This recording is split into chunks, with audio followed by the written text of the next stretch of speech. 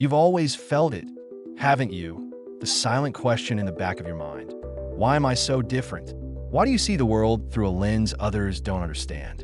Why have you always felt a little set apart, a little offbeat, a little too much or not enough for the people around you?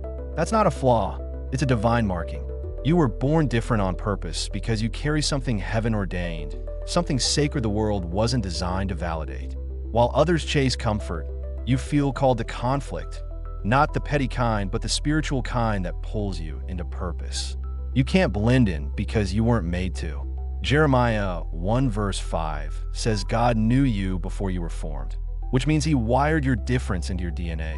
He didn't make a mistake when he gave you that sensitivity, that stubborn faith, that unshakable sense that you were created for more.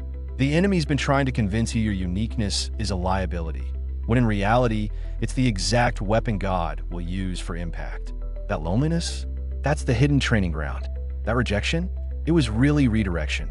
Even your past pain has been secretly repurposed for divine glory. Romans 8 verse 28 guarantees it.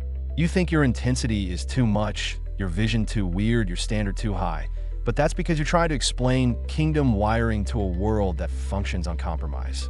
Chosen vessels rarely look like they belong, and that's by design. David was left in the field while his brothers stood before the prophet, but God told Samuel, "Man looks at the outward appearance, but the Lord looks at the heart."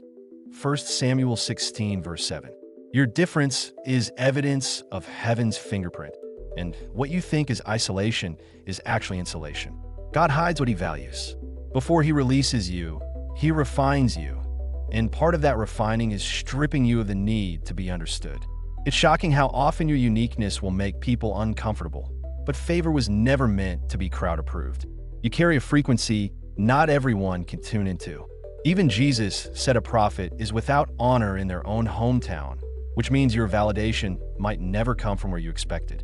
Stop shrinking to fit into rooms God called you to change. Stop editing your voice just to avoid being misunderstood.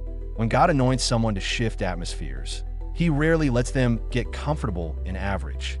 That burning in your spirit that won't go away, that's not ego, that's assignment. It won't let you rest because heaven won't let you settle. You've been wondering why doors close that should have opened, why relationships feel shallow, why you sense warfare around your name. It's because your life is disruptive to the darkness. You're not just different, you're dangerous to the kingdom of hell. And that's why you felt pressure, even in silence. But pressure is a sign of preparation. Diamonds are formed in it.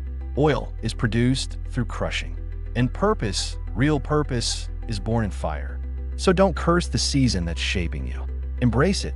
You're being set apart because God is about to set you above. You were never meant to be common.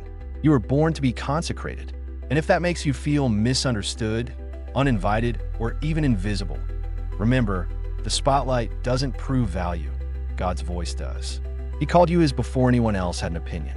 That's why you walk differently, sense differently, weep differently, pray differently, because your destiny isn't a copy, it's a calling. So stop trying to race what heaven handcrafted. You're not defective. You're not disqualified. You are divinely different.